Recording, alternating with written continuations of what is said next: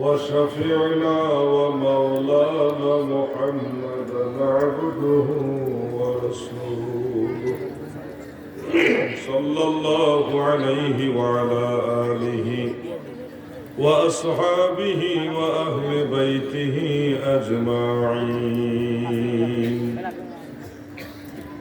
أما بعد فقد قال الله تعالى: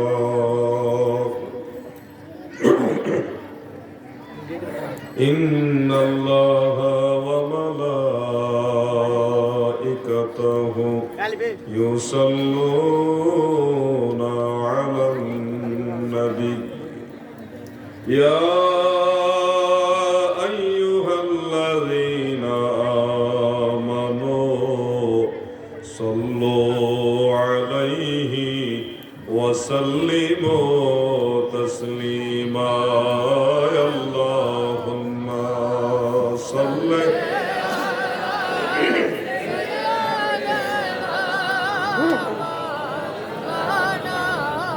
محمد وعلى آله مولانا محمد اللهم صل. যুবকেরা, ছোটবেলা সবাই দুরূদ পড়ো, মহব্বতে পড়ো, দুরূদ পড়ো মহব্বতে। وعلى آل سيدنا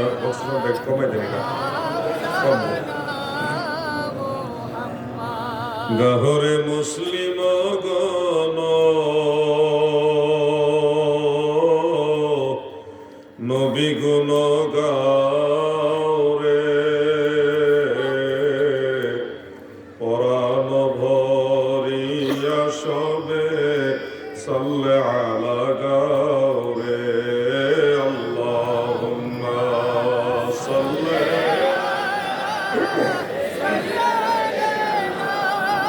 مولانا محمد وعلى آله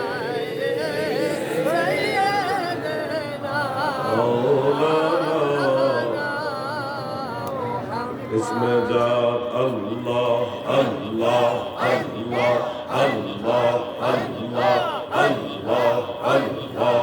الله الله Allah, Allah, Allah, Allah, Allah,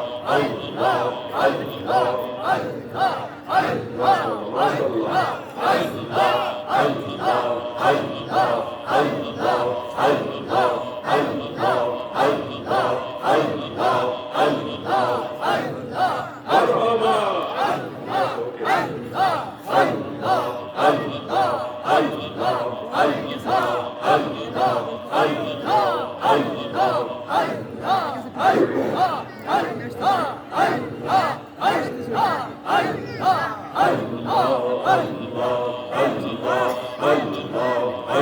Allah,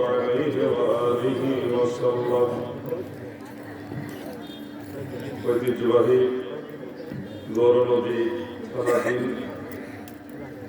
Nabinagar বাইতুল আমান জামে মসজিদ কমিটি ও আবিদিয়া সুন্নিয়া নুরানি মাদ্রাসা কমিটি কর্তৃক আয়োজিত 14তম বার্ষিক পবিত্র দরসুল কোরআন মাহফিলের সম্মানিত সভাপতি সাহেব পীর তরিকত रहनुमाए शरीयत औलाद रसूल पीर कामिल व मुकम्मिल हज़रतुल हाज अल्लामा सैयद बहादुर शाह मुजद्दिदी अल-आबिदी साहिब मद्ददिल्लाहुल आली पीर साहेब केबला इमाम रब्बानी दरबार शरीफ हाजीगंज চাঁদপুর। বিশেষ বক্তা হিসেবে আলোচনা করেছেন বিশিষ্ট ইসলামী চিন্তাবিদ সুমধুর কণ্ঠের অধিকারী মৌলানা মুফতি শাহ আলম জিহাদি সাহেব এবং হযরত মৌলানা সিরাজুল ইসলাম আনসারী সাহেব। প্রধান অতিথি হিসেবে উপস্থিত হয়েছিলেন জনাব মিজানুর রহমান খান মুকুল সাহেব, সদস্য সচিব বরিশাল জেলা উত্তর বিএনপি, এবং বিশেষ অতিথি হিসেবে বক্তব্য রেখেছেন বীর মুক্তিযোদ্ধা সৈয়দ সরওয়ার আলম বিপ্লব সাহেব, আহ্বায়ক গৌরনদী উপজেলা বিএনপি ও সহসভাপতি বীর মুক্তিযোদ্ধা দল কেন্দ্রীয় কমিটি।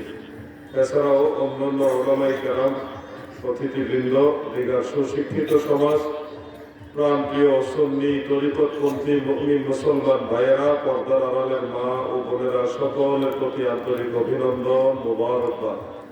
শুরুতে মহান আল্লাহ তাআলার শাহী দরবারে শুকরিয়া আদান সবাই মিলে একসাথে বলি আলহামদুলিল্লাহ।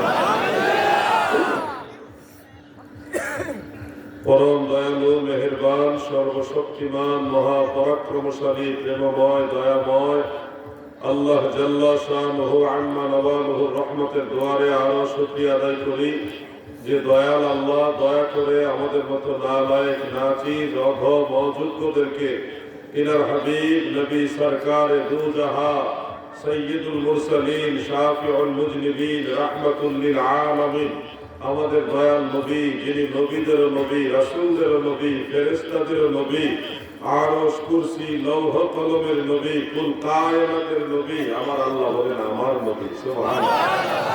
এমন একজন নবীর উম্মত হওয়ার সৌভাগ্য মহান আল্লাহ আমাদের দান করেছেন। এই জন্য শুকরিয়া দান আল্লাহ তাআলা দরবারে আরেকবার বলি আলহামদুলিল্লাহ।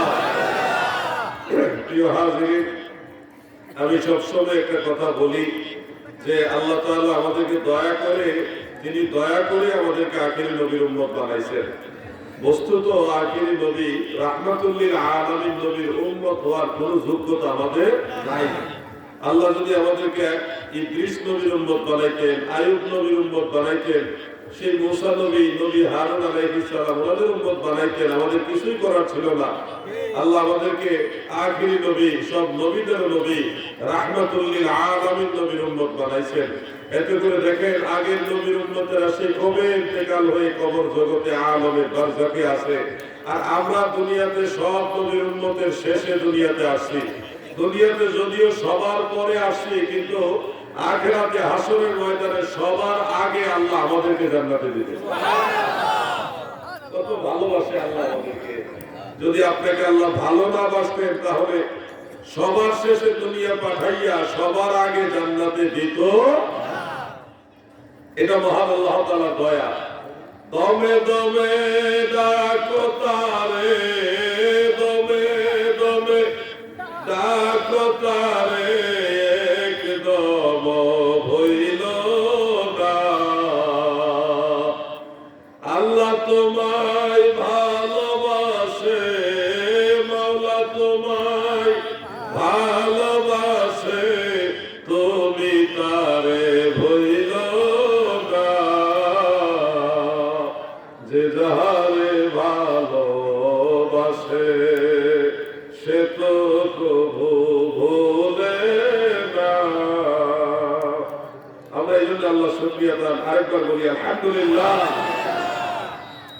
প্রিয় হাজিরিন, এই শেষ জামানায়, এই জামানায় ওয়াজ নসিহত করাটা কঠিন কাজ। একেবারে ওয়াজ যে জানে সেও করে, যে জানে না সেও করে, যার কারণে ওয়াজে ওয়াজে মিলে না। আর যে যোগ্য সেও কথা বলে, যে যোগ্য না সেও ময়দানে কথা বলে।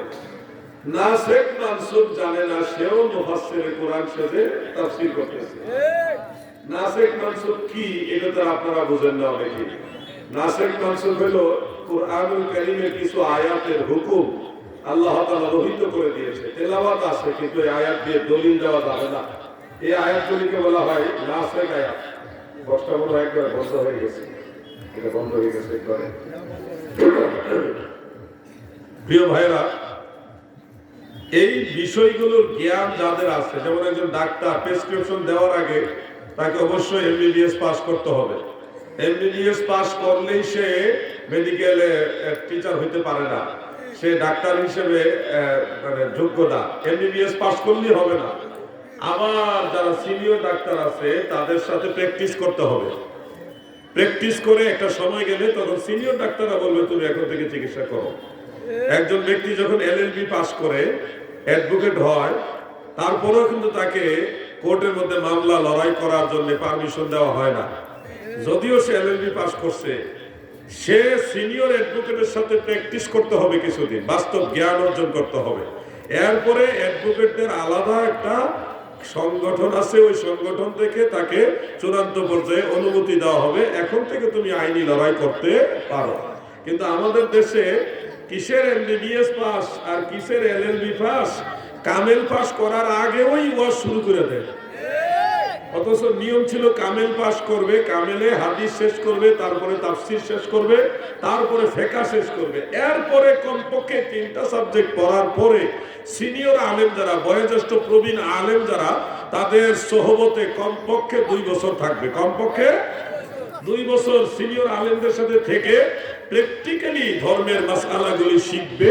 এবং এরপরে যদি সিনিয়র আলেমরা, বয়োজ্যেষ্ঠ আলেমরা, প্রবীণ আলেমরা যদি বলে তুমি এখন থেকে ওয়াজ করো, তখন তার উচিত হলো ওয়াজ করা।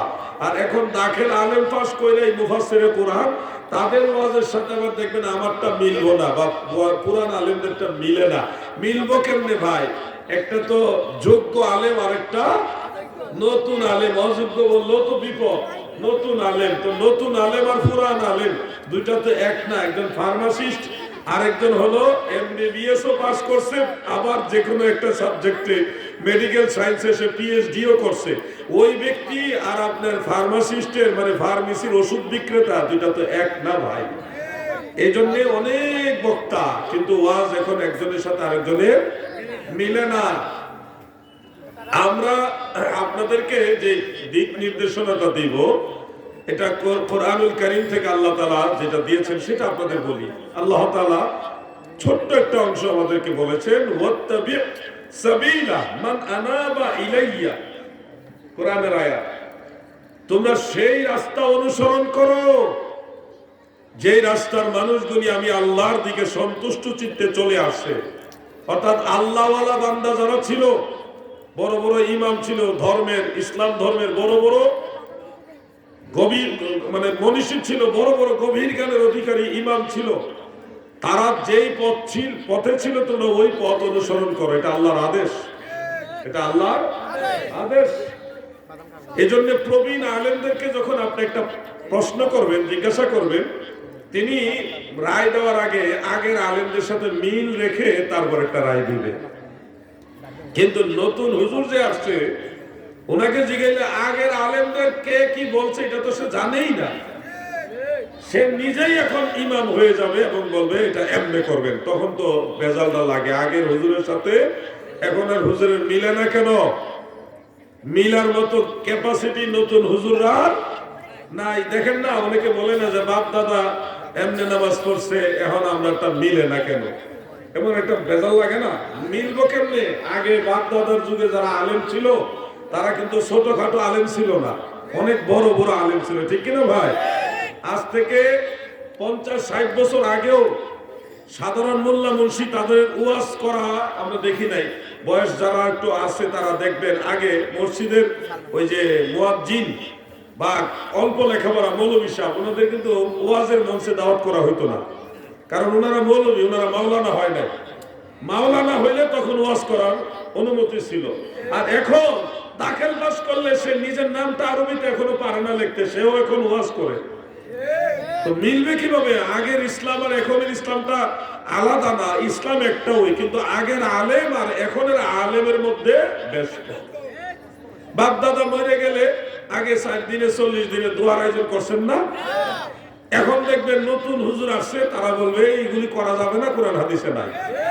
তো আগের হুজুররা কইছে করা যাইবো, এখনের হুজুরে কয় করা যাইবো না। তাহলে ইসলাম কি আগেরটা একটা আর এখনেরটা কি আরেকটা নেই? ইসলাম তো একটা, ওই বেশ কোনটা হইলো ওই আগের যুগে যাকে তাকে ফতোয়া দেওয়ার পারমিশন দেওয়া হতো, আর এখন যে কেউ ফতোয়া দিতে পারে। আপনি মাদ্রাসা পড়ে গেছেন, আপনি কিসের হাদিস বুঝেন? চার দোকানে গিয়ে দেখেন না কত মুফতি আছে। এই জন্য ওয়াজ করা এখন কঠিন। ওয়াজ করলে দেখবেন অনেক হুজুরের সাথে মিলতো না, তখন তুমি এই হুজুরের কি কইলো, এটা আগে আমরা এই হুজুরের দিকে এইটা ভেজাল লাগবে, কারণ ভেজাল তো মূলে। প্রিয় ভাই আমার, বন্ধুরা আমার, আমি আপনাদের খেদমতে বেশি লম্বা সময় আলোচনা করব না। একেবারে সাধারণ অল্প, সর্বোচ্চ 1 থেকে সোয়া ঘন্টা। এই সময়টা আমি আপনাদের কষ্টই দিব, যেহেতু আইসি কষ্ট করে কষ্ট দিয়েই যাবো, এটা নিয়ত করলাম। আপনারা এইটুকু সময় ধৈর্য ধারণ করতে পারবেন তো নাকি? আচ্ছা, ইনশাআল্লাহ। দিলের কান লাগায়, মহব্বতের কান লাগায় শুনেন। এই মাসটা হলো শাবান মাস, সামনে আসতেছে মাহে রমাদান। কিভাবে যে কি বলবো, স্টেজে ওঠার আগে একটা নিউজ দেখছি আমি, আর টিভির একটা নিউজ। মক্কা মদিনাতে এবার তারাবি নামাজ বানাইছে 10 রাকাত। কি ওয়াজ করবেন বলেন? ইসলাম চেঞ্জ হয়ে যেতেছে না এখনো? এই 1450 বছর যাবত মক্কা মদিনাতে তারাবি হয়েছে 20 রাকাত। এইবার সৌদি সরকার সেখানে তারাবি বানাইছে 10 রাকাত। হয়তো আরো 100-200 বছর পরে দেখা যাইব 10 রাকাত থেকে আরো অর্ধেক কমায়া 4-5 রাকাত করা হইতো। তো এখন এইভাবে কমতে থাকবে, মানুষ দিন দিন আমল ছেড়ে দিবে, আমল ছেড়ে দিবে। এটা ফিতনা। এই জমানায় আপনি যদি বলেন এই আমলটা করা লাগবে না, আপনার পক্ষে সাপোর্ট দেওয়ার লোক বেশি পাবেন। আর আপনি যদি বলেন না এই নামাজটা পড়া লাগবে, আপনার পক্ষে সাপোর্ট থাকবে কম। কারণ আপনার সাপোর্ট দিলে নামাজ পড়া লাগবে, আর ওনাকে সাপোর্ট দিলে নামাজ পড়া লাগবে না, কমে গেছে। তো এই জন্যে কি যে ওয়াজ করব সেটা আমাদের চিন্তার বিষয় হয়ে গেছে। ফিতনার যুগ। ভবে হাটেতে হাটক কিনতে এসে চিনতে নারী লিপিত লোকে মিকেল, বাহিরের রূপে ধাঁধা লাগিল রে তুই, মজিলিমা কালো দেখে ভেল। অগর নদীর নবীর প্রেমিকারা মন দিয়ে শোনো, জান্নাতে যাওয়ার ইচ্ছা যাদের আছে, জান্নাতের পথ দেখায়া যায়। আমার বানানো দল জান্নাতি দল না, আপনি যদি দল বানান ওটাও জান্নাতি দল না। কোন ব্যক্তি যদি একটা দল বানায় ওটাও জান্নাতি দল না। জান্নাতে যাওয়ার দল একটাই এই জমিনে আছে, সেটা আমার নবী বলে গেছেন। জান্নাতি দল এই জমিনে একটাই থাকবে, সেটার নাম হলো আহলে সুন্নাত ওয়াল জামাত।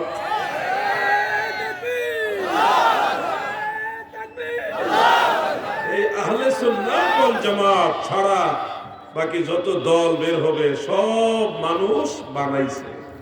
আর আহলে সুন্নাত ওয়াল জামাত এটা যে জান্নাতি দল আল্লাহর নবী বলে গেছে। এইজন্য সাহাবায়ে কেরাম ছিলেন আহলে সুন্নাত ওয়াল জামাত, তাবেঈরা ছিলেন আহলে সুন্নাত ওয়াল জামাত, 4 মাযহাবের ইমামরা তারা ছিলেন আহলে সুন্নাত ওয়াল জামাত। ইমাম বুখারী, ইমাম মুসলিম সহ হাদিসের ইমাম, তাফসীরের ইমাম, ফিকহের ইমাম, উসুলের ইমাম, তারিখের ইমাম, আরো যত ফানুনাত রয়েছে সকল শাস্ত্রের ইমামরা সবাই ছিল আহলে সুন্নাত ওয়াল জামাত। এই জন্য আপনারা যারা জান্নাতে যেতে চান রাস্তা একটাই রয়েছে, সেটার নাম আহলে সুন্নাত ওয়াল জামাত। হাফেজ তুফাজ্জল হোসেন ভৈরবী সাহেব গজল গাইতো, আমল করো নামাজ রোজা, আমল করো নামাজ রোজা, কায়েম করো সুন্নিয়া, জিন্দাবাদ জিন্দাবাদ নবীর সেনা, জিন্দাবাদ জিন্দাবাদ জিন্দাবাদ নবীর সেনা। আমার ভাইরা গো, আমরা যারা ইমামে রব্বানী দরবার শরীফের ভক্ত মুরিদান, আপনারা আমরা আহলে সুন্নাত ওয়াল জামাতকে বিশ্বাস করি। কথা ঠিক আছে নি? কৃষ্ণ হুজুরকে জিজ্ঞাসা করবেন, হুজুর আপনি কোন দল? হুজুরে বলবো আমি আহলে সুন্নাত ওয়াল জামাত। হুজুরের ফ্যামিলি সবাই বা হুজুরের যত মুরিদান সবাই বলবে আমরা আহলে সুন্নাত ওয়াল জামাত। যদি জিজ্ঞাসা করেন হুজুর আহলে সুন্নাত ওয়াল জামাত এই দল বানাইছে কেডা, তাহলে হুজুরে বলবে এটা মদিনাওয়ালা বানাই দিয়ে গেছে, আমরা নবীর দলের লোক। এই জায়গাটা ঠিক রাখবেন, নাহলে কিন্তু মজাইবো, সালা মজাইবো। বহুত বড় বড় ডিগ্রি নিয়া, দাড়ি নিয়া, পাগড়ি নিয়া, আবা নিয়া, কাবা নিয়া, যা আছে এগুলি নিয়ে আপনার ডানে বামে অনেক লোক আসবে আপনার ঈমান নষ্ট করে ফেলার জন্য। আপনি ডানে বামে তাকাতে পারবেন না, আপনি মদিনাওয়ালাকে অনুসরণ করতে। প্রিয় ভাই আমার, এই শাবান মাসে আপনারা রোজা রাখছেন নি? সবে বরাতে রোজা রাখছেন তো? সবাই না রাখেন, কিছু মানুষ তো রাখছেন। আল্লাহ হায়াতে বাঁচাইলে আগামী বছর রাখবেন।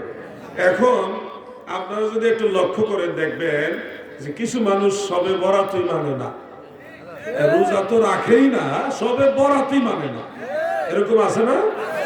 এমন এই যে দুইটা গ্রুপ হইলো, আমরা সবে বরাত মানি, রোজাও রাখছি। আবার কিছু মানুষ সবে বরাত মানে না, রোজাও রাখে না। গ্রুপ হলো কয়টা? দুইটা গ্রুপ হয়ে গেছে। এখন কোন গ্রুপের সাথে আগের ইমামদের মিল এটা দেখেন, তাইলে সত্য মিথ্যা বুঝে যাবে। আগের ইমামদের সাথে যেটার মিল আছে ওটা হলো পুরাতন ইসলাম, আর যেটা আগের ইমামদের সাথে মিল নাই এটাই হলো বানানো ইসলাম। ঠিক কিনা বলে?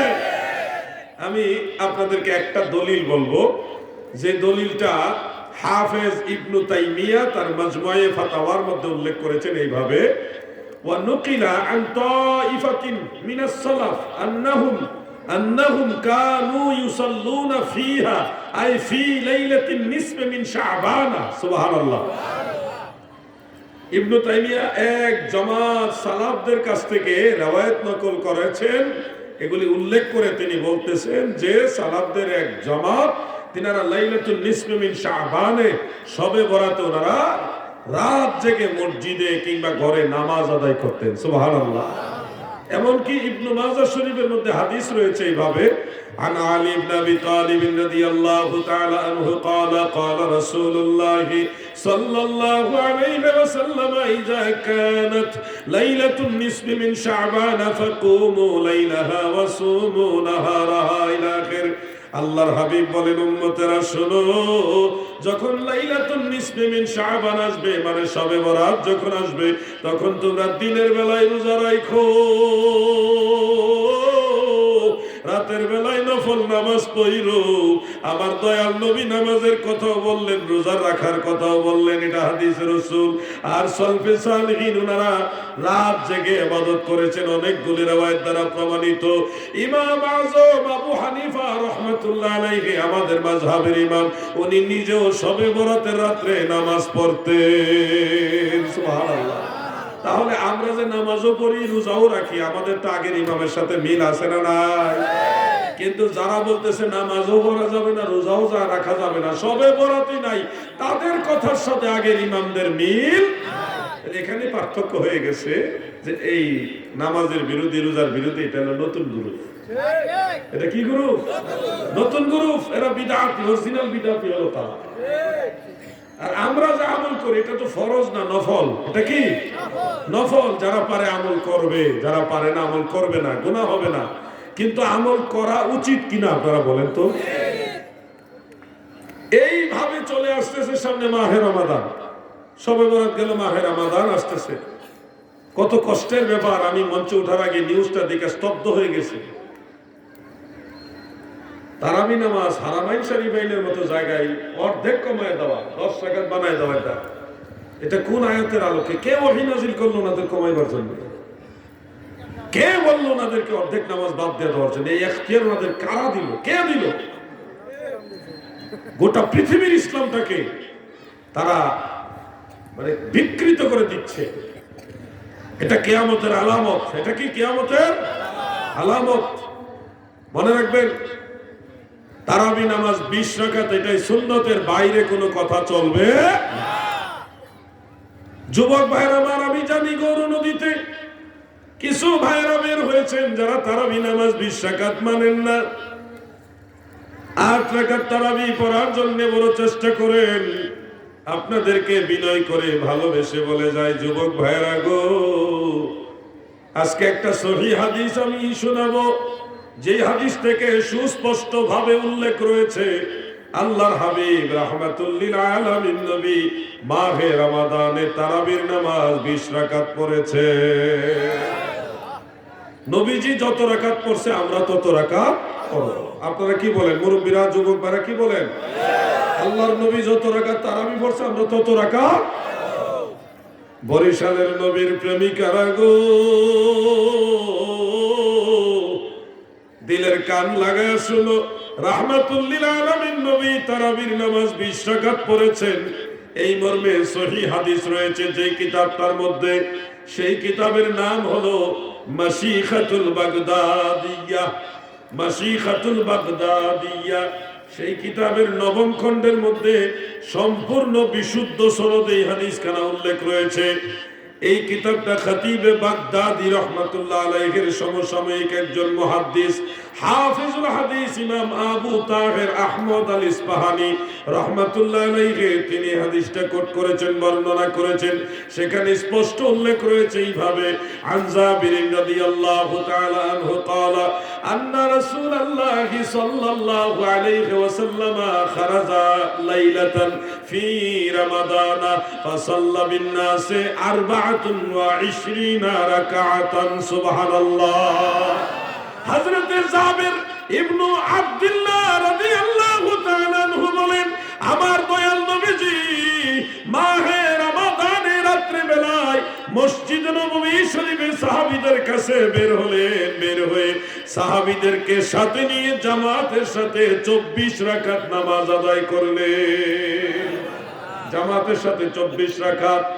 ফাসাল্লা বিন নাস, লোকদেরকে নিয়ে মানে ইমামতি করে জামাতের সাথে দয়াল নবীজি 24 রাকাত পড়লেন। এটার অর্থ হলো প্রথম ফরজ নামাজ 4 রাকাত নবীজি লোকদেরকে নিয়ে জামাতের সাথে আদায় করলেন। সুন্নত আর নফল তো লোকদের সাথে নিয়ে আদায় করে না, যার যার মতো আদায় করে। এই জন্য এটা হিসাবের মধ্যে আসেনি। হিসাবে আসছে যেটা জামাতের সাথে নবীজি আদায় করছেন। ফাসাল্লা বিন নাস, লোকদের সাথে নিয়ে নামাজ আদায় করেছেন 24 রাকাত। এর মধ্যে 4 রাকাত হলো ফরজ, আর 24 থেকে 4 রাকাত মাইনাস করলে আর কত রাকাত? সে 20 রাকাত হলো মাহে রমাদানে আল্লাহর নবী তারাবির নামাজ আদায় করেছেন। এটা সম্পূর্ণ সহিহ হাদিস। ও বরিশাল গৌর নদীর নবীর প্রেমিকেরা, মুমিন মুসলমানেরা, আল্লাহর রাসূল যেহেতু 20 রাকাত তারাবি পড়েছে, আমরা কত রাকাত তারাবি পড়ব? সবাই বলেন কত রাকাত?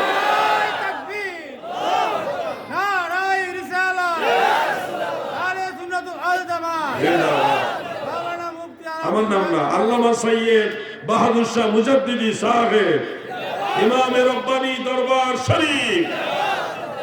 ভাই আমার, বন্ধুরা আমার, দিলের কান লাগায় শুনবেন। কোন ভাই যদি হাদিস শরীফটা খুঁজে না পান আমাকে বলবেন, আমি আপনাকে সহযোগিতা করবো ইনশাআল্লাহ। তবে এটুকু নিশ্চিত হয়ে যান, ওই মুসান্নাফ ইবনে আবি শাইবা আব্দুল্লাহ ইবনে আব্বাস রাদিয়াল্লাহু আনহুমা সেই দুর্বল সনদের হাদিস আর আপনাকে খুঁজতে হবে না, আপনাকে আর ওই অন্যান্য হাদিসগুলি খুঁজতে হবে না।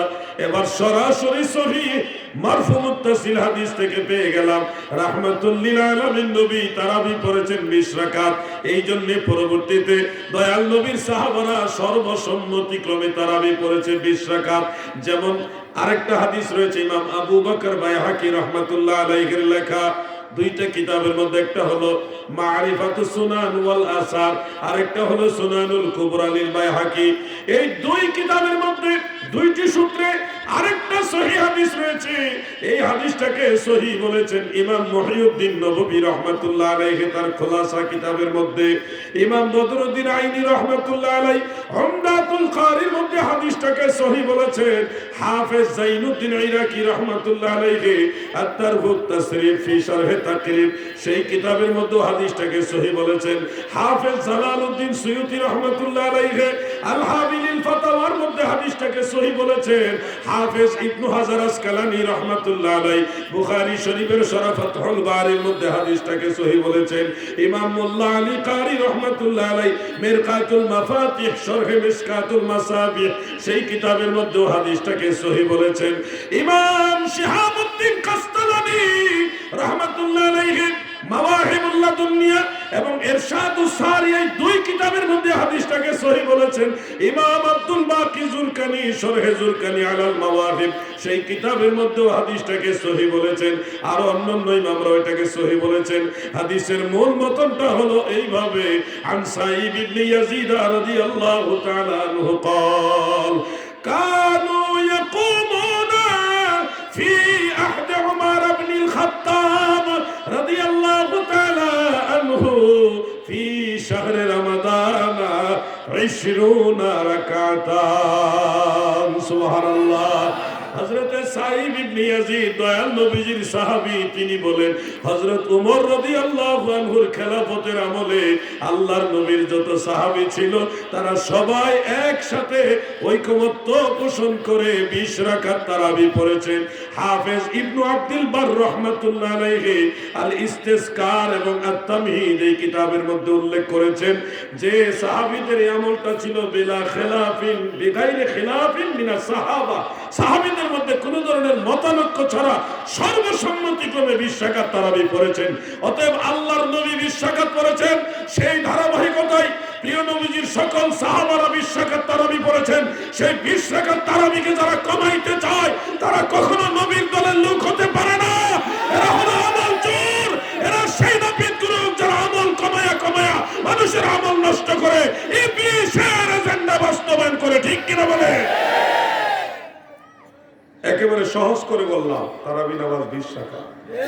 কোন যুবক ভাই যদি মনে করেন আমি জিনিসটা বুঝতে চাই, আমি আপনাকে ভালোবেসে অনুমতি দিলাম, আপনি আসেন, আমি আপনাকে সময় দিব, ইনশাআল্লাহ সময় দিব। কোন ভাই বুঝতে চাইলে আমি তাকে বোঝানোর চেষ্টা করবো, ইনশাআল্লাহ। কিন্তু নামাজ ছেড়ে দিও না ভাই, যতটুকু নিঃশ্বাস আছে ততটুকু চেষ্টা করো আল্লাহর বন্দেগী করার। যতদিন আল্লাহ হায়াতে বাঁচায় রাখছে ততদিন চেষ্টা করো আল্লাহর বন্দেগী করার। আমিন বলেন, সবাই বলেন আমিন। এই মাহফিলে আসছেন আল্লাহকে ভালোবেসে, মদিনাওয়ালার মহব্বতে আসছেন, কাজে লাগবে, সময়টা কাজে লাগবে। তাদারুসুল ইলমি সাআতান খায়রুম মিন ইহইয়াইহা। দারিমি শরীফের হাদিস, হযরত আব্দুল্লাহ ইবনে আব্বাস বলেন, রাতের সামান্য সময় কেউ যদি কোনো মজলিসে ইলমের দর্স নেয়, কোরআন হাদিসের জ্ঞান আহরণ করে, এই সামান্য সময় সারা রাত দাঁড়িয়ে নফল নামাজ পড়ার চেয়ে আরো বেশি নেকি হয়। সুবহানাল্লাহ, সুবহানাল্লাহ। আল্লাহুম্মা সাল্লি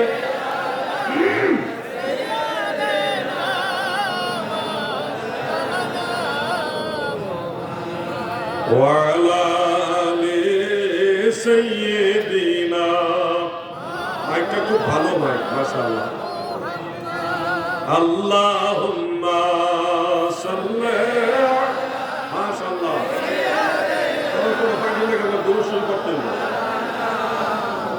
মুহাম্মদ ওয়া আলা আলি সাইয়্যিদিনা। মারহাবা। আমার ভাইরা, বন্ধুরা আমার, গভীর মনোযোগ। সময় যেহেতু আমি বেশি নিব না, সেহেতু আপনারা ধৈর্য হারা হবেন না।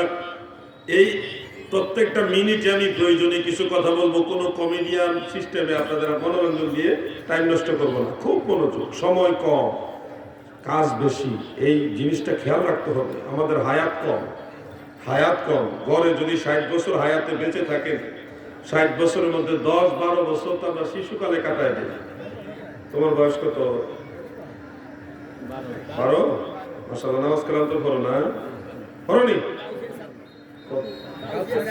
কাউসি ছাত্র 12 বছর নামাজ পড়োনি? মাশাআল্লাহ। এই ছেলেটার বয়স 12, তার মানে আরো 2 বছর আগে তো আরো ছোট ছিল। তো এই 10 থেকে 12 বছর বয়সে নামাজ কালাম বাচ্চারা ধরে, নামাজ কালাম পড়া শুরু করে।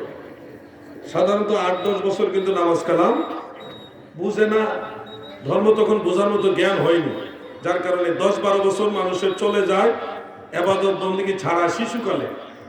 তো 60 বছর যদি গড়ে হায়াত হয়, তাহলে 60 বছর থেকে শিশুকাল বাদ দেন 10 বছর, কত বছর রইল? 50। এরপরে শেষ বয়সে অসুস্থ, শরীর দুর্বল, ইবাদত ঠিক মতো করতে পারেন না, ওখানে কিন্তু একটা লম্বা সময় বাদ পড়ে, যেটা ঠিক মতো নামাজ কালাম পড়ার মতো সুযোগ হয় না। তো ওইখানে ধরেন 4-5 বছর, 5 বছর ধরলাম, তাহলে 50 থেকে আরো 5 মাইনাস করলে কত? 45 বছর চলে গেল শিশুকাল আর বৃদ্ধকালের দুর্বল সময়টা। আপনার এত বেশি টাইম না, 60 বছর টাইম দিছে, এর মধ্যে আগে পিছে মাইনাস হয়ে গেল 15। এর মাঝখানে আরো আছে না ঘুম। মানুষ দৈনিক কমপক্ষে 8 ঘন্টা ঘুমায়, 8 ঘন্টা ঘুমায়। তার মানে আপনার শতকরা 35 থেকে 40% সময় আপনার ঘুমের মধ্যে চলে যায়। আপনার 45 বছর থেকে না হইলে তো একেবারে কমে ধরলো 15 বছর চলে যাবে ঘুমের মধ্যে। আপনি এবার হিসাব করেন, 45 থেকে 15 মাইনাস করলে কত? 30 বছর হইলো বাকি ঘুম বাদ দিয়া। এই 30 বছরের সবটুকু সময় কিন্তু আপনি নামাজ কালাম তাসবিহ তাহলিল আর ইবাদত নিয়ে ব্যস্ত থাকেন না। এর মাঝে ব্যবসা বাণিজ্য আছে, জমি জমা আছে, লেখাপড়া আছে, আবার চাকরি নকরি আছে, ক্ষেত খামার আছে, কত কাজ। এই কাজটাই আমাদের জীবনের বড় একটা অংশ চলে যায়। দাদু এবার ধরে আপনারা 30 বছরের মধ্যে যদি মানে বাস্তব যেটা বেশিরভাগ সময় তো দুনিয়াদারি করেই চলে যায়, তো 30 বছরের মধ্যে আমার যতটুকু আইডিয়া প্রায় 15-20 বছর চলে যায় মানুষের দুনিয়ার কাজ করতে করতে। তাহলে বাকি আছে আর কত বছর? কত বছর?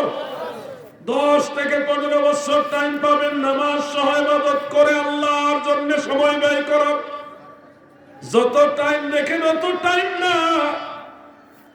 এই জিন্দেগির 60 বছরের মধ্যে মাত্র 10 থেকে 15 বছর সময় আছে আপনার আখিরাতের পুঁজি করার। ও দাদু ভাই আমার, এই 10 থেকে 15 বছর যদি মহান আল্লাহ তাআলার ইবাদত করতে পারেন, বন্দেগী করতে পারেন, আখিরাতের অনন্তকাল আমার আল্লাহ আপনাদের ভালো রাখবে, জান্নাতে রাখবে।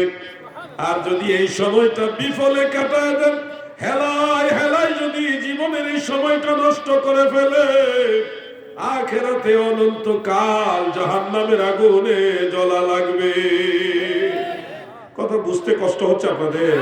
খুব মনোযোগ, সময় কম, এই অল্প সময় কাজে লাগান। অল্প সময়ে বেশি লাভ কিভাবে করা যায় এই ব্যবস্থা আল্লাহর নবী আপনাকে করে দিয়ে গেছে। যেমন আপনি ফজরের নামাজ দিয়ে শুরু করেন, 2 রাকাত সুন্নতের দাম আল্লাহর নবী বলছে খায়রুম মিনাদ দুনিয়া ওয়া মা ফিহা। এই দুনিয়াতে যা আছে সব কিছুর চেয়ে ফজরের নামাজের 2 রাকাত সুন্নতের দাম আল্লাহর কাছে আরো বেশি। দেখেন কেমনে আপনার ইবাদতের মর্যাদা কেমনে বাড়ায় দিয়েছে। এরপরে ফজরের নামাজ পড়ে 33 বার সুবহানাল্লাহ, 33 বার আলহামদুলিল্লাহ, 34 বার আল্লাহু আকবার, 100 বার তাসবিহ আছে না নাই? আল্লাহ হাবিব বলেছে এই 100 বার তাসবিহ যদি কেউ পাঠ করে, তার আমলনামায় যদি সমুদ্রের ফেনার সমপরিমাণ গুনাহ থাকে, সমুদ্রের ফেনার সমপরিমাণও যদি গুনাহ থাকে, এই 100 তাসবিহ পাঠ করার সাথে সাথে আল্লাহ তার সমস্ত গুনাহ মাফ করে দিবে। আল্লাহ কত সহজ করে দিয়েছে আপনাকে। সময় কম কিন্তু মর্যাদা অন্যভাবে বাড়াইছে। এরপরে দেখেন জোহরের নামাজ সর্বমোট 12 রাকাত। কত রাকাত? আপনি যদি জোহরের নামাজ টোটাল 12 রাকাত পড়েন, আখিরাতে আল্লাহ জান্নাতের 8টা দরজা আপনার জন্য খুলে দিবে। কিন্তু খেয়াল রাখবেন এই 12 রাকাতের আরেকটা ফজিলত আছে। শেষের 2 রাকাত নফল নামাজটা অনেকে পড়েন না, এজন্য বলছি 12 রাকাতের শেষের 2 রাকাত নফল নামাজ যদি আপনি পড়তে পারেন, এবং আসরের নামাজের ফরজের আগে 4 রাকাত সুন্নত আছে, আসেনি? এই সুন্নতটা অনেকেই পড়েন না, ছেড়ে দেন, অবহেলা করেন।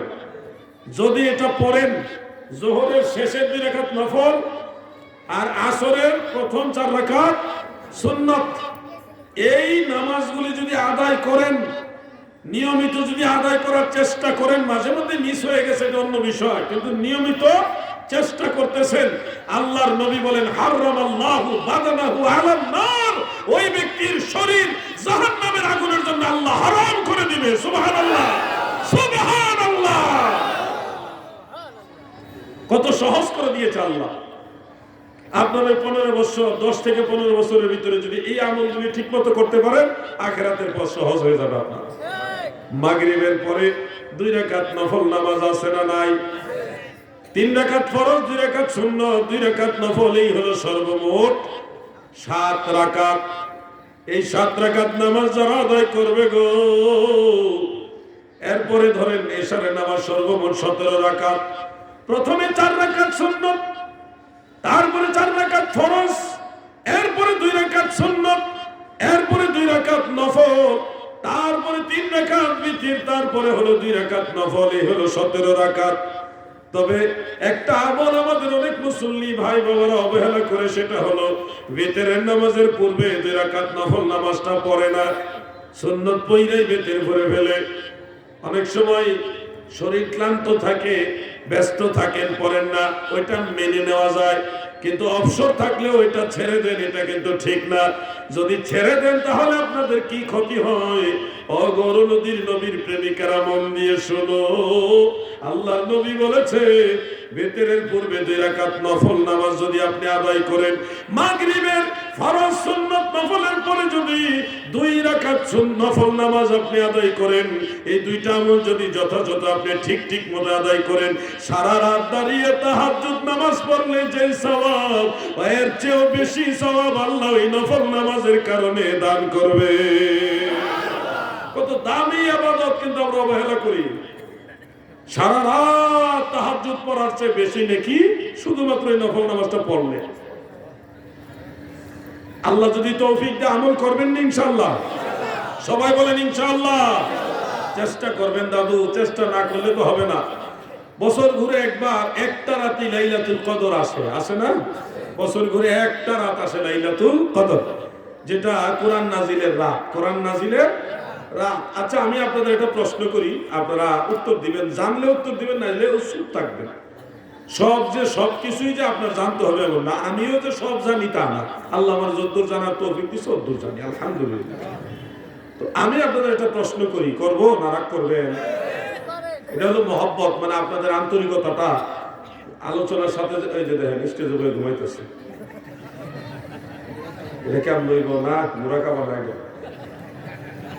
প্রশ্নটা পরে করতেছি, একটু দূরে শুয়ে পড়েন, আপনিও পড়েন। আল্লাহুম্মা সাল্লি আলা সাইয়্যিদিনা মাওলানা মুহাম্মদ ওয়া আলা আলি সাইয়্যিদিনা মাওলানা মুহাম্মদ। মেরা দিল ফিদা হো বেজৌকে मोहम्मद ना दिल से जुदा हो ये ज़ौक़े मोहम्मद। अल्लाहुम्मा सल्ली मरहबा मौलाना मुहम्मद व अला सय्यिदिना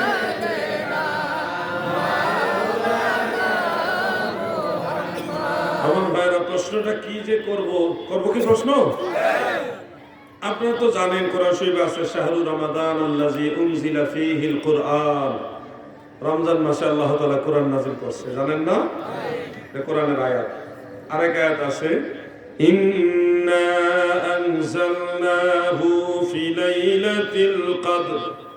নিশ্চয় আল্লাহ তাআলা কোরআনুল কারীমকে লাইলাতুল কদরে নাযিল করেছেন। এই দুইটা আয়াত থেকে বোঝা যায় মাহে রমজানের লাইলাতুল কদরের রজনীতে আল্লাহ তাআলা কোরআন নাযিল করেছেন। প্রশ্ন যেটা করব, খুব মনোযোগ দিয়ে প্রশ্নটাকে শুনেন। লাইলাতুল কদরে মাহে রমাদানে আল্লাহ কোরআন নাযিল করেছেন সত্য, কিন্তু প্রশ্নটা হলো আল্লাহ কোন জায়গায় নাযিল করছেন? সুবহানাল্লাহ। কোন জায়গায় নাযিল করছেন? আমি একটু সহজ করে দিই। দুনিয়াতে আল্লাহ তাআলা কিন্তু সম্পূর্ণ কোরআন একসাথে নাযিল করেন। দীর্ঘ 23 বছরে বিভিন্ন ঘটনার আলোকে জিবরিল আমিন আলাইহিস সালামের মাধ্যমে নবীর উপরে কোরআন শরীফ আসছে। সেটা রমজান মাসের ভিতরেও আসছে, রমজান মাসের বাইরেও আসছে। বিদায় হজের সময় জিলহজ মাসেও নবীর উপরে কোরআন নাযিল হয়েছে। তার মানে এটুকু শিওর যে সম্পূর্ণ কোরআন রমজান মাসে নাযিল হয় না দুনিয়াতে। খুব মনোযোগ ভাই আমার। তাফসীরে তাবারী এবং তাফসীরে ফাতহুল কাদিরের মধ্যে হযরত কাতাদা রাহমাতুল্লাহ আলাইহি তিনার একটা riwayat বর্ণনা রয়েছে, আমার আল্লাহ দুনিয়ার মধ্যে কোরআন নাযিল করেছে 20 থেকে 23 বছরের মধ্যে। সেটা বিভিন্ন দিনে ছিল, বিভিন্ন রাতে ছিল, রমজান মাসেও ছিল, রমজান মাসের বাইরেও ছিল। এখন প্রশ্ন হলো, আমার আল্লাহ যে বলেছেন এই কোরআনকে আমি রমজান মাসে কদর রজনীতে নাযিল করেছি, এই কথাটা কোন জায়গাকে উদ্দেশ্য করে বলেছেন? কোন জায়গাকে ইন্ডিকেট করে আল্লাহ বলেছেন? এটার উত্তর দিয়েছেন রাহমাতুল লিল আলামিন নবীর আপন চাচাতো ভাই হযরত আব্দুল্লাহ ইবনে আব্বাস রাদিয়াল্লাহু আনহুমা। তিনি বলেছেন আমার আল্লাহ 30 পারা কোরআন একসাথে লৌহে মাহফুজ থেকে লৌহে মাহফুজ থেকে পৃথিবীর নিকটতম আসমানে বাইতুল ইজ্জা নামক জায়গায় একসাথে 30 পারা কোরআন আমার আল্লাহ রমজান মাসে কদর রজনীতে নাজিল করেছে। দুনিয়াতে নয়, দুনিয়ার আসমান যেটা আছে প্রথম আসমান, ওই প্রথম আসমান একটা স্পেশাল জায়গা আছে, এটার নাম হলো বাইতুল ইজ্জাত। বাইতুল ইজ্জাত, ওইখানে আল্লাহ রমজান মাসে কদর রজনীতে কোরআন নাজিল করেছে। আর এই বাইতুল ইজ্জাত থেকে এই দুনিয়াতে বিভিন্ন মাসে বিভিন্ন সময়ে বিভিন্ন ঘটনা প্রেক্ষাপটের আলোকে জিবরিল আমিনের মাধ্যমে নবীর উপরে কোরআন নাজিল হয়েছে। এই হলো কোরআন নাজিলের মূল কথাটা। ও ভাই আমার, বন্ধুরা আমার, হযরত ইকরিমা রাহমাতুল্লাহ আলাইহি সহ এক জামাত মুফাসসিরিন তিনারা বলেছেন লাইলাতুল বারাতে, শবে বরাতে মানে লাইলাতুল নিসফি মিন শাবানে কোরআন নাজিল হয়েছে। এই কথাটা এই ব্যাখ্যা সাপেক্ষে একটু গ্রহণযোগ্য হয়, কারণ 23 বছরের কোরআন নাজিল দুনিয়াতে, এর মধ্যে কোনো না কোনো একটা সময় লাইলাতুল বারাত ছিল। তাহলে এটা যদি ধরে নেই, হযরত ইকরিমা উনি আব্দুল্লাহ ইবনে আব্বাস রাদিয়াল্লাহু আনহুর ছাত্র, হযরত আব্দুল্লাহ ইবনে ওমরের ছাত্র, বিখ্যাত বিখ্যাত সাহাবীদের ছাত্র উনি সহ এক জামাত মুফাসসিরিন, ওনাদের কথাটাও সত্য হিসেবে গণ্য হয়, কেউ আর মিথ্যাবাদী হয় না। এই হলো আহলে সুন্নাত ওয়াল জামাতের সুন্দর ব্যাখ্যা। কদর রজনীতে কোরআন নাজিল হয়েছে, এটা কোরআন দ্বারা প্রমাণিত, কোনো সন্দেহ নাই। এটা হলো লৌহে মাহফুজ থেকে বাইতুল ইজ্জাতের মধ্যে। আর বাইতুল ইজ্জাত থেকে দুনিয়ার মধ্যে বিভিন্ন দিনে রাত্রে বিভিন্ন মাসে রমজানের ভিতরে বাহিরে বিভিন্ন সময় আল্লাহ তাআলা যখন চাইছে তখনই বিভিন্ন ঘটনার প্রেক্ষাপটে আল্লাহ তাআলা নবীর উপরে কোরআন নাজিল করেছে। আল্লাহ আমাদের সবাইকে বুঝার তৌফিক দেন, বলেন আমিন। আমার ভাইরা গো, কি বুঝলাম না, আমি একটু আগে একজন মিটাগুলো আপনি আবার কি কইছে 1-1.5 ঘন্টা মাহফিলে ধৈর্য ধরে বসা যায় না? আপনারা উঠলে তো জিনিসটা অসুন্দর দেখা যায়, বেশি কষ্ট হইতেছে, কষ্ট হইতেছে হয়ে গেছে, কিন্তু আর খাইছে উড়াউড়ি কম দেব না। আপনার অসুবিধা হলে যান, যাই আবার আইয়েন, অসুবিধা হইতেই পারে স্বাভাবিক। তবে স্টেজে একটা স্পেশাল জায়গা, এখানে ঘুমানো যাইতো না, বারবার উড়াউড়িও করুন যাইতো না, এটা একটু সময় নিয়ে বইতেইব ইনশাআল্লাহ। বিশেষ জরুরি হলে সিগন্যাল দিয়ে চুপচাপ যাবেন গা, আবার আইবেন, ঠিক আছে না? লা ইলাহা ইল্লাল্লাহ, লা ইলাহা ইল্লাল্লাহ, লা ইলাহা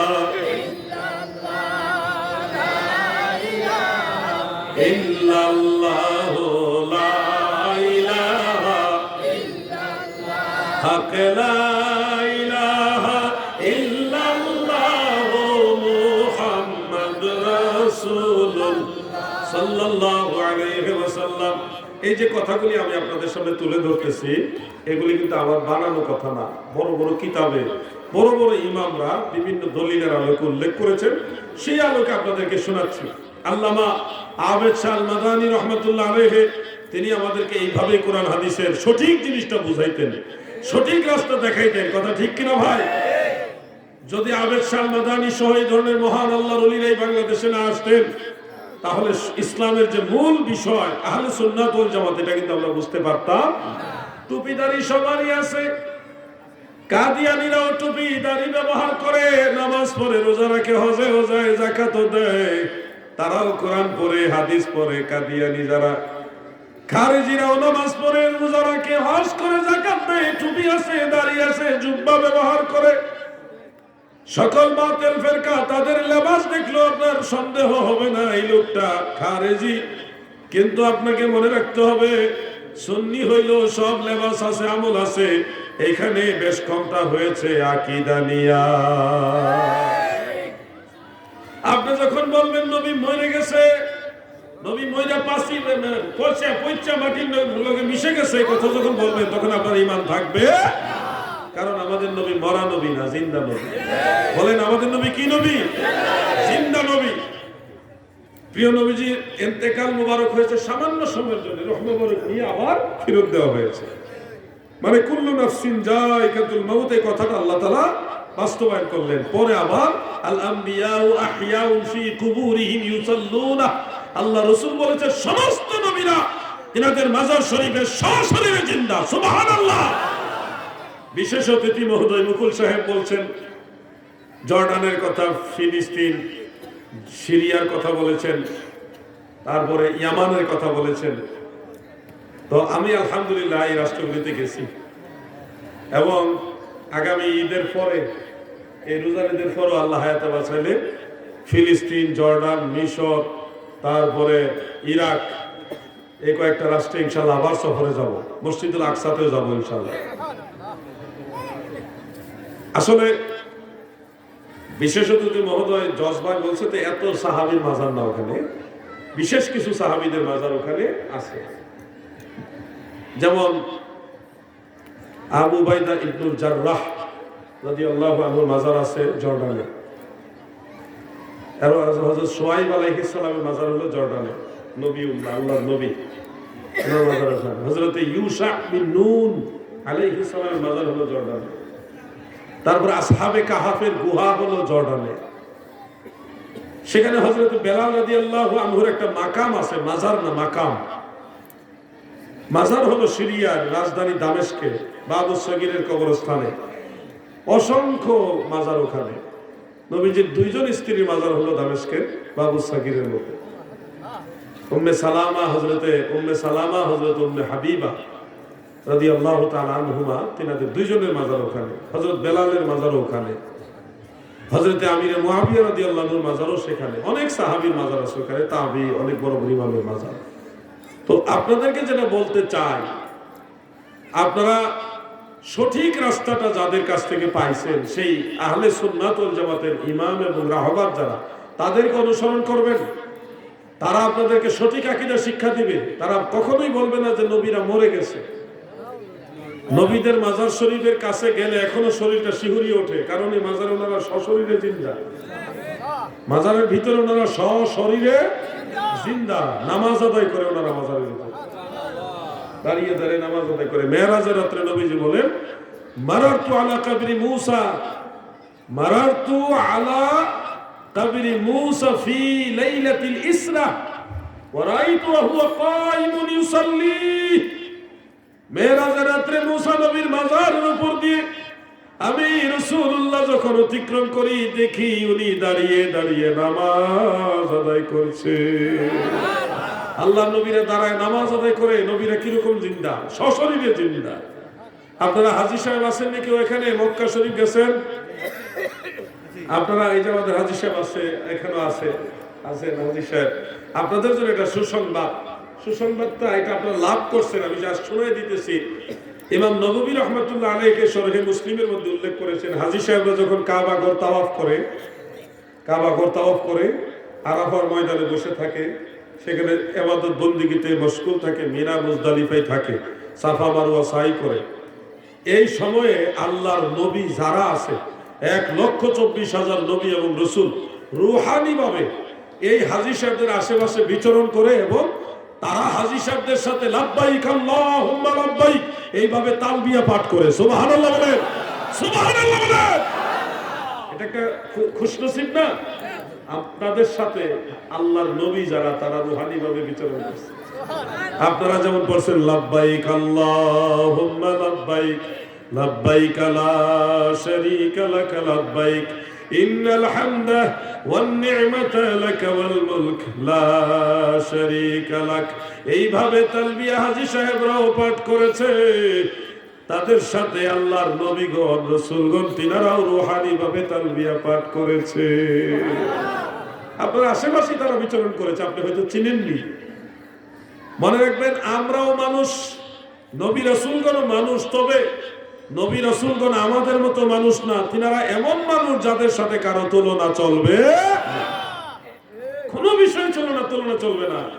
আমরা জন্ম হয়েছি উলঙ্গ, বস্ত্রহীন, কিন্তু আল্লাহ তাআলা আমাদের নবীকে দুনিয়াতে পাঠাইছে জান্নাতি কাপড় পরাইয়া। এটা সরাসরি হাদিসে রাসূলের মধ্যে উল্লেখ আছে। মুহাদ্দিসিনে কেরাম এই হাদিসটাকে একাধিক সনদে থাকার কারণে কাযী বলেছেন, যায়্যিদ বলেছেন, শক্তিশালী বলেছেন। সেই হাদিসটা আমি একটা মতন পড়ে শোনাচ্ছি তাবারানী থেকে এবং ইবনু আসাকির থেকে।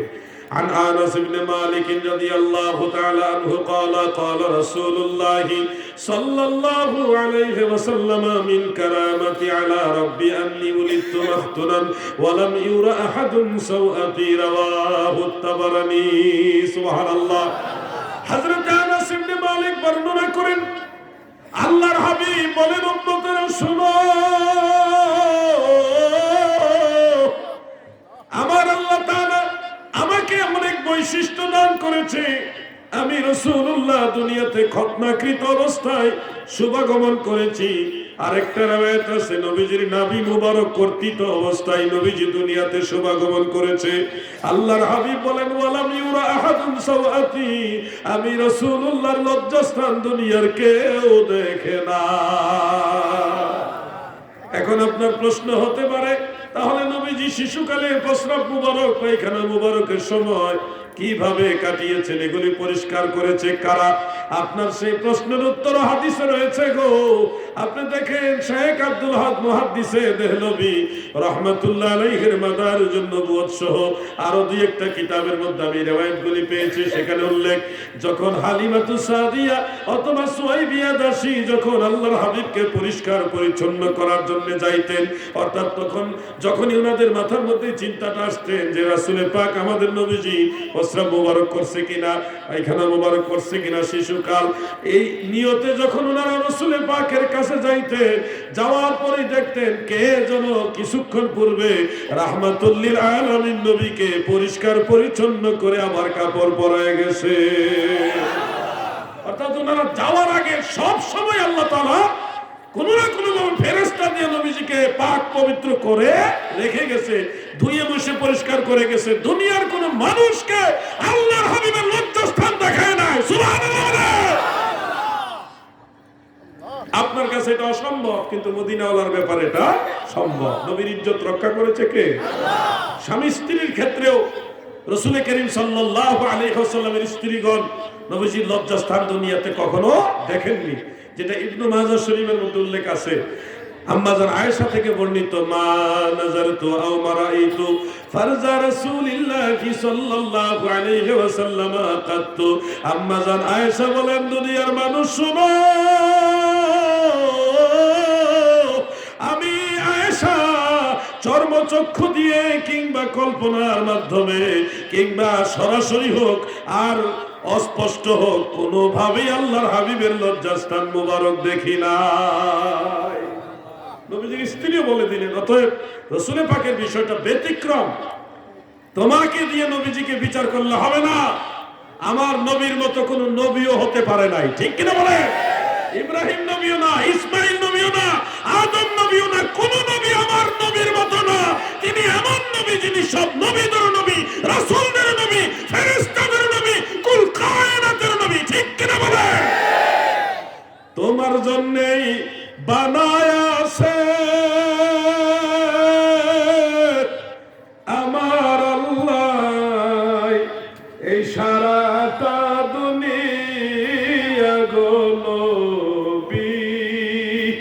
নবী তুমি ইমামুল আম্বিয়া নবী তুমি ইমামুল আম্বিয়া এমন একজন মহাসম্মানিত নবীর উম্মত হয়ে আপনারা খুশি না বেজার আল্লাহ রাসূল দুনিয়াতে এসেছেন শুভাগমন করেছেন ওই সময় নবীজির মায়ের যে ঘর ওই ঘর আল্লাহ নূর দিয়ে আলোকিত করে দিয়েছেন এত পরিমাণ নূর সাত আসমান সাত জমিন আল্লাহ নূর দিয়ে আলোকিত করেন এই নূরের আলোতে মা আমেনা মক্কা শহর থেকে সেই সিরিয়ার রাজধানী দামেস্কের দালানগুলি দেখেছে সুবহানাল্লাহ বলে কি মহান আয়োজন আমার নবীর কারণে ফেরেশতাদেরকে আল্লাহ আদেশ দিলেন তোমরা লাইনে লাইনে দাঁড়াও দাঁড়ায় আমার রাসূলের উপরে সালাতু সালাম পাঠ করো জশ্নে জুলুস করো কাবা ঘরে সাদে পতাকা উড়াইছে পৃথিবীর পূর্ব প্রান্তে পশ্চিম প্রান্তে পতাকা উড়াইছে আল্লাহ নিজে ফেরেশতা দিয়া সুবহানাল্লাহ কর জশ্নে জুলুস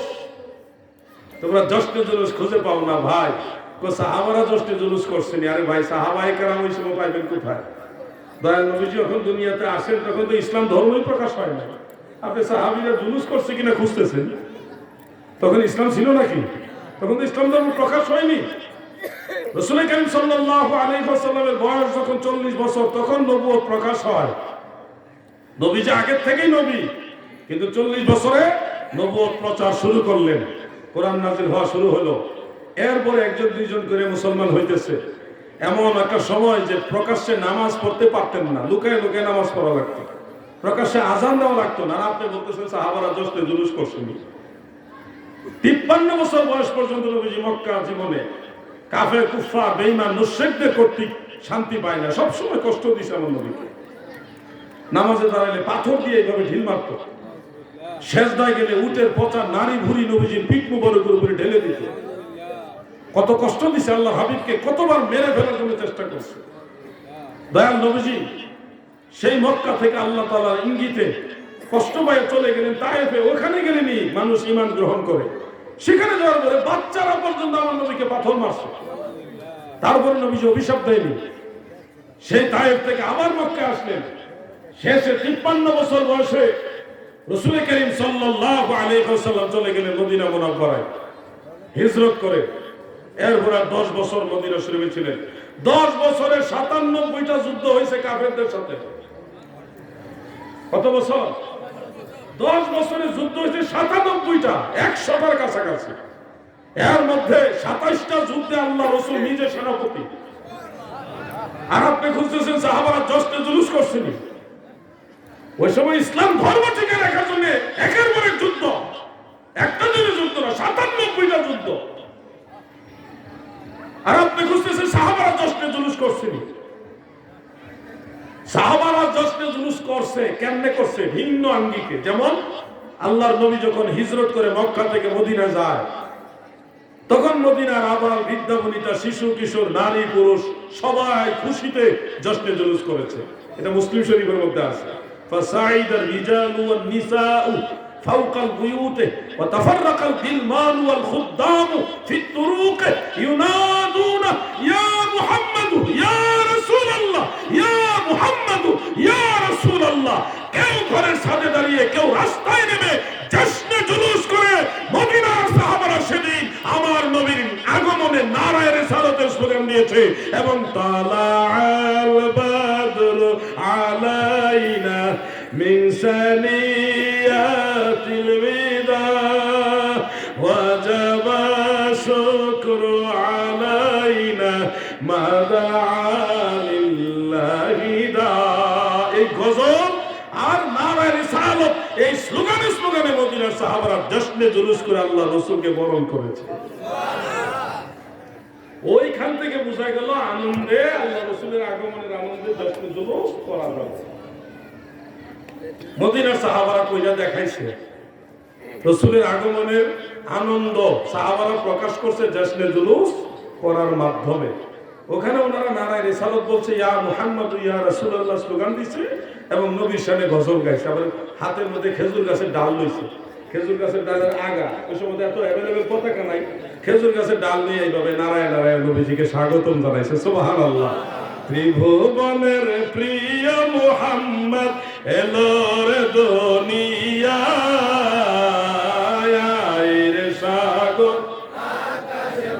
মাশাআল্লাহ, বলো না তোমরা, বলো।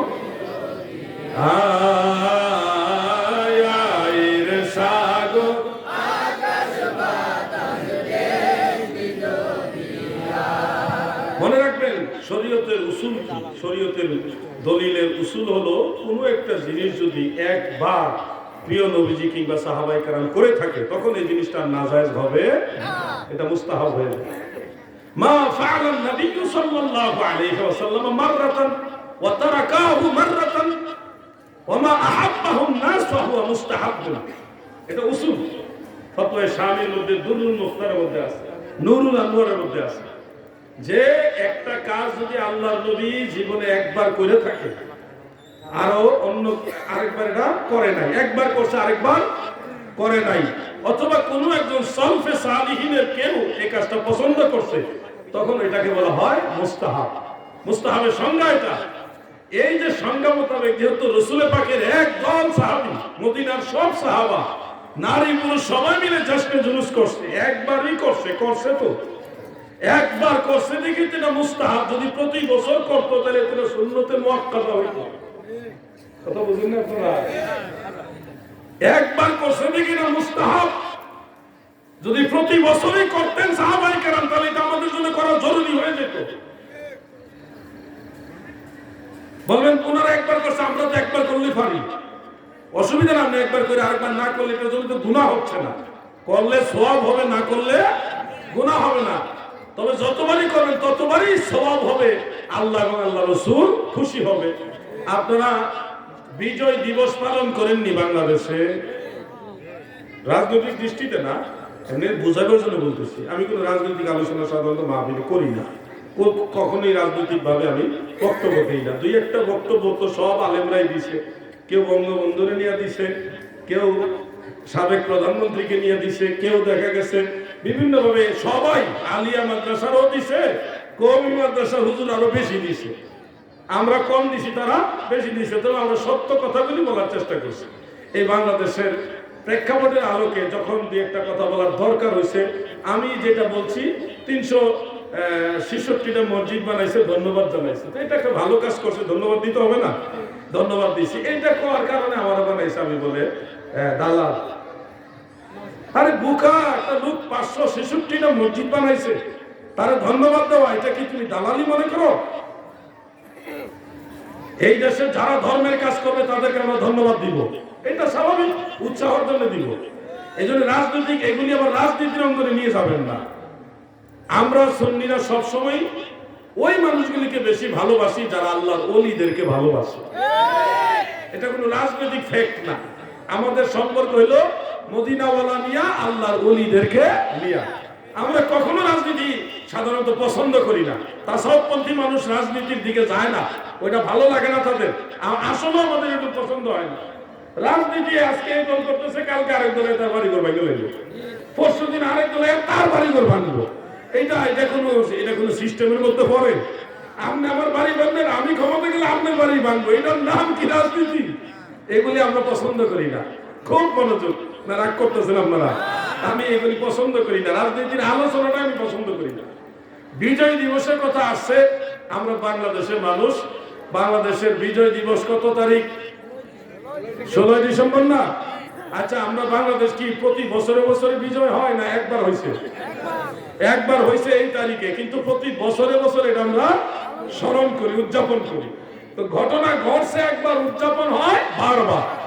মুসা আলাইহিস সালাম ওই যে সাগর পার হইছে, আপনারা বলেন নীল নদ, আসলে নীল নদ না, এটা একটা অন্য সাগর, আরব সাগরের একটা শাখা। তো ওইটা পার হইছে বছরের প্রতি বছরে একবার না জীবনে একবার?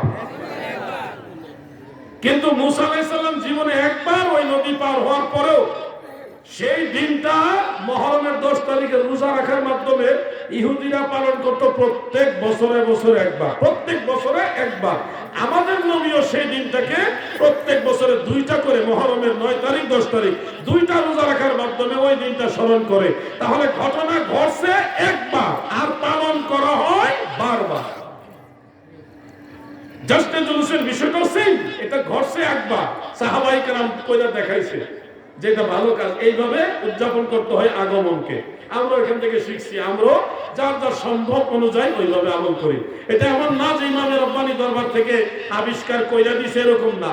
আমাদের সিলেটের একজন বয়োজ্যেষ্ঠ কওমি আলেম, উনি বলছিল এটা পাকিস্তানের তৈয়ব শাহ 1976 সালে এটা আবিষ্কার করছে, এর আগে জশ্নে জুলুস ছিল না। তা আমি পরে ওনারা জবাব দিছিলাম আপনার বক্তব্য সঠিক না। দেওবন্দের আলেমরা তৈয়ব শাহ আগের থেকেই জশ্নে জুলুস করে, এই দেখেন ডকুমেন্ট। ইন্ডিয়ান রামপুরের দেওবন্দি আলেমরা, পাকিস্তানের করাচির আলেমরা, দেওবন্দি আলেম, তারাও জশ্নে জুলুস উদযাপন করে, কিন্তু এগুলি আমাদের বাংলাদেশে প্রচার হয় না। ইন্টারনেটের যুগ, এখন আর গোপন করে রাখা যাবে। মিশরে ওই 1904 সাল থেকে জশ্নে জুলুস হয়, তৈয়ব শাহও অনেক আগের থেকে আনুষ্ঠানিকভাবে, রাষ্ট্রীয়ভাবে। অতএব এগুলি নিয়ে বাড়াবাড়ি করবেন না। সময় হলে রসুল পাকের মহব্বত নিয়ে সালাতু সালাম গাইবেন, মারহাবা ধ্বনি নবীজির জন্য দিবেন, একটু গজল গাইবেন নবীর শানে। তোরা দেখে যা আমেনা মায়ের কোলে, তোরা দেখে যা আমেনা মায়ের গাইলে ভালো লাগে না? এটুকু গাইবেন, এটা নবীর মহব্বতের সাথে জড়িত। যদি একান্ত এটা উদযাপন করতে না পারেন যে আমি জশ্নে জুলুস গেছি না, কিন্তু বাড়াবাড়ি করবেন না, মুসলমানে মুসলমানে ঝগড়া লাগাইবেন। যারা এই জশ্নে জুলুস পালন করে তাদের এটার মধ্যে কোনো দুনিয়াবি উদ্দেশ্য নাই। উদ্দেশ্য হলো আল্লাহ রসুলের মহব্বত নিয়ে। এই যে ছোট্ট একটা বাচ্চা একটা সবুজ পতাকা নিয়ে জশ্নে জুলুস করতে গেছে, তার কি লাভ? তার একটা আনন্দ। আজকে নবীর জন্মদিন, আজকে নবীর কি দিন? জন্মদিন। আপনাদেরকে মাসালা শিক্ষা দেয় জন্মদিন পালন করা জায়েজ নাই, বলে না? কিন্তু আজকে জেনে রাখেন জন্মদিন পালন করা সুন্নত, সুন্নতে সাহাবা। যারা বলতেছে জন্মদিন পালন করা জায়েজ নাই, তাদের কোনো দলিল নাই। তারা হলো কিতাবুল আন্দাজ দিয়ে বলে। আর আজকে আমি দলিল দিয়ে বলে যাই জন্মদিন পালন করা সুন্নত। ইমাম বুখারী রাহমাতুল্লাহ আলাইহির লেখা কিতাব আদাবুল মুফরাদ, আদাবুল মুফরাদ, ওই কিতাবের মধ্যে উল্লেখ, প্রিয় নবীজির সাহাবারা সন্তান যখন জন্ম হয়তো প্রত্যেক বছরে ওনারা দোয়ার আয়োজন করতেন।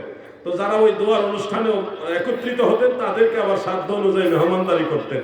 তো এই খাওয়া দাওয়া, এক সাহাবী গিয়ে দেখে আরেক সাহাবীর বাড়িতে খাবার আয়োজন। তো উনি খাওয়া দাওয়া করার পরে জিজ্ঞাসা করলেন এই খাবার কোন উপলক্ষে? তখন এই সাহাবী বলতেছে আমার সন্তানের আজকে জন্মদিন, এই উপলক্ষে আমি মানুষকে মেহমানদারি করতেছি। সুবহানাল্লাহ বলে। অতএব সাহাবায়ে কেরামের মানহাজ আখলাক হলো তিনারা সন্তানের জন্মদিন উদযাপন করতেন, পালন করতেন দুয়ার মাধ্যমে, দুয়ার অনুষ্ঠান এবং মানুষকে মেহমানদারি করার মাধ্যমে। খ্রিস্টানরা যেভাবে জন্মদিন পালন করে ওই কি বলে বাজি ফুটাইয়া, হ্যাঁ, যত বছর বয়স অতটা মোমবাতি জ্বালাইয়া কেক লাগাইয়া, এই কালচারটা জায়েজ নাই। কিন্তু দুয়ার মাধ্যমে মানুষকে মেহমানদারি করার মাধ্যমে, জিয়াফতের মাধ্যমে যদি জন্মদিন পালন করে তাহলে সেটা জায়েজ আছে। নিয়মে জায়েজ, বেনিয়মে না জায়েজ। কথা বুঝতে পারছেন? বুঝেন নাই মনে হয়, বুঝতে পারছেন? এই হলো সঠিক মাসালা, জানতে হবে। আল্লাহ যেন আমাদের সবাইকে দ্বীনের সঠিক পথে থাকার তৌফিক দেন, বলে না আমিন। মহব্বতে বলে না আমিন।